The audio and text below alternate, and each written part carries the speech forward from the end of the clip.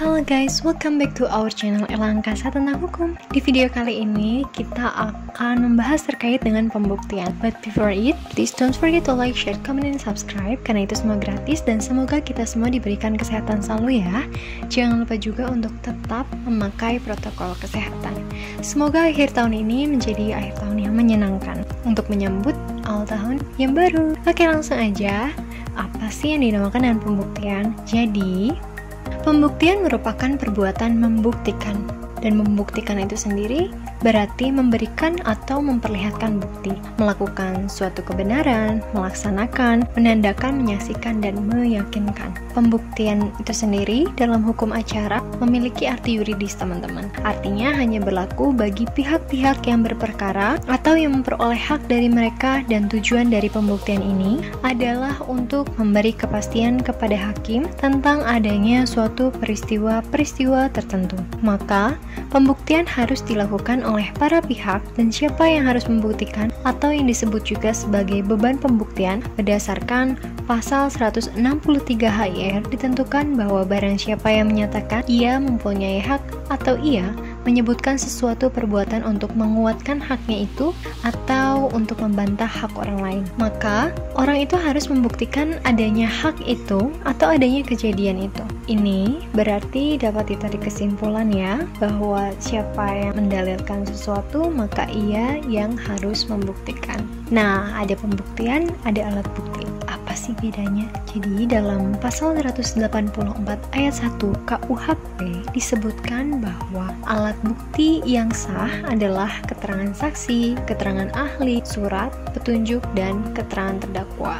Ini yang ada dalam hukum acara pidana ya teman-teman.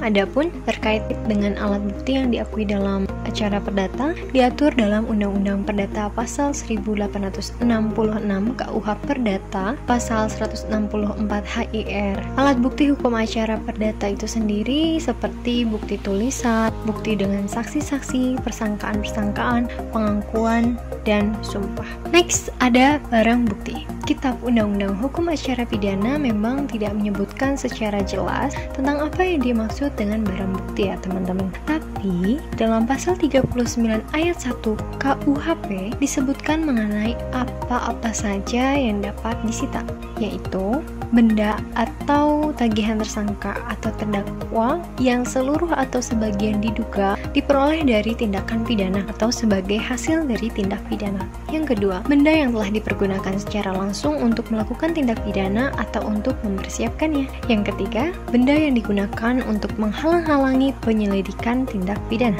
Yang keempat, benda yang khusus dibuat atau diperuntukkan melakukan tindak pidana. Yang kelima, benda lain yang mempunyai hubungan langsung dengan tindak pidana yang dilakukan. Atau dengan kata lain, benda-benda yang dapat disita seperti yang disebutkan dalam pasal 39 ayat 1 KUHP tersebut dapat disebut sebagai barang bukti.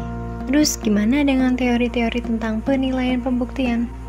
Jadi, sekalipun untuk peristiwa yang disengketakan itu telah diajukan pembuktian, namun pembuktian itu masih harus dinilai. Berhubung dengan nilai pembuktian, hakim dapat bertindak bebas. Contohnya apa sih? Contohnya, hakim tidak wajib mempercayai satu orang saksi saja, teman-teman. Yang berarti hakim itu kan bebas menilai kesaksiannya. Ini tertera dalam pasal 1782 HIR, 309 RBG, dan 1908 BW. Atau diikat oleh undang-undang. Seperti terhadap akta yang merupakan alat bukti tertulis, hakim terikat dalam penilaiannya. Hal ini tertera dalam pasal 165 HIR, 285 RBG, dan 1870 BW. Ada 3 teori yang menjelaskan seberapa jauh hukum positif dapat mengikat hakim atau para pihak dalam pembuktian peristiwa di dalam sidang, yaitu yang pertama, ada teori pembuktian bebas. Teori ini tidak menghendaki adanya ketentuan-ketentuan yang mengikat hakim, sehingga penilaian pembuktian seberapa dapat diserahkan kepada hakim. Teori ini dikehendaki oleh jumhur atau pendapat umum karena akan memberikan kelonggaran wewenang kepada hakim dalam mencari kebenaran. Yang kedua, teori pembuktian negatif. Jadi, teori pembuktian negatif ini hanya menghendaki ketentuan-ketentuan yang mengatur larangan-larangan kepada hakim untuk melakukan sesuatu yang berhubungan dengan pembuktian. sehingga hakim di sini dilarang dengan pengecualian. Teori ini ada dalam pasal 169 HIR, 306 RBG, dan 1905 BW. Kemudian teori pembuktian positif. Di samping adanya larangan, teori ini menghendaki adanya perintah kepada hakim. Di sini hakim diwajibkan, tetapi dengan syarat.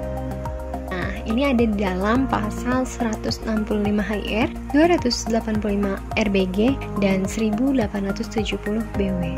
Selanjutnya ada teori-teori tentang beban pembuktian. Seperti yang tadi telah dipaparkan sebelumnya, maka pembuktian dilakukan oleh para pihak, bukan oleh hakim. Hakimlah yang memerintahkan kepada para pihak untuk mengajukan alat-alat buktinya. Dalam ilmu pengetahuan, terdapat beberapa teori tentang beban pembuktian yang menjadi pedoman bagi hakim, seperti teori pembuktian yang bersifat menguatkan belaka, or blood affirmative.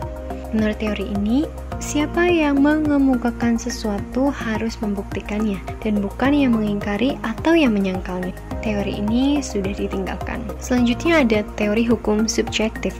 Menurut teori ini, suatu proses perdata itu selalu merupakan pelaksanaan hukum subjektif atau bertujuan mempertahankan hukum subjektif, dan siapa yang mengemukakan atau mempunyai suatu hak harus membuktikannya. Next, teori hukum objektif. Mengajukan gugatan hak atau gugatan berarti bahwa penggugat minta kepada hakim agar hakim menerapkan ketentuan-ketentuan hukum objektif terhadap peristiwa yang diajukan. Oleh karena itu, penggugat harus membuktikan kebenaran daripada peristiwa yang diajukan dan kemudian mencari hukum objektifnya untuk diterapkan pada peristiwa itu. Next, teori hukum publik. Menurut teori ini, maka mencari kebenaran suatu peristiwa dalam peradilan merupakan kepentingan publik. Dengan demikian, hakim harus diberi wewenang yang lebih besar untuk mencari kebenaran. Di samping itu, para pihak mempunyai kewajiban yang sifatnya hukum publik untuk membuktikan dengan segala macam alat bukti, dan kewajiban ini harus disertai sanksi pidana. Ada juga teori hukum acara nih teman-teman. Asas audi et alteram partem yang sama daripada para pihak di muka hakim merupakan asas pembagian beban pembuktian. Dalam teori ini, hakim harus membagi beban pembuktian berdasarkan kesamaan kedudukan para pihak, sehingga kemungkinan menang antara para pihak adalah sama. Itu dia seputar dengan pembuktian. Insya Allah akan dilanjutkan terkait alat-alat bukti selanjutnya. Thanks for watching.